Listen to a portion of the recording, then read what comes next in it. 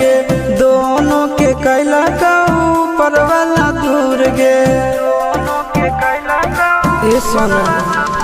आगे तोर नहीं कसूर नहीं हमर कसूर गे दोनों के कैला का ऊपर वाला दूर गे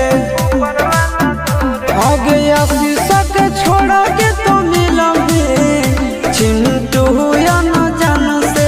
आगे सोना चिंटू या न जान से जोड़ी है बनावल भगवान के दोस्त नहीं इंसान के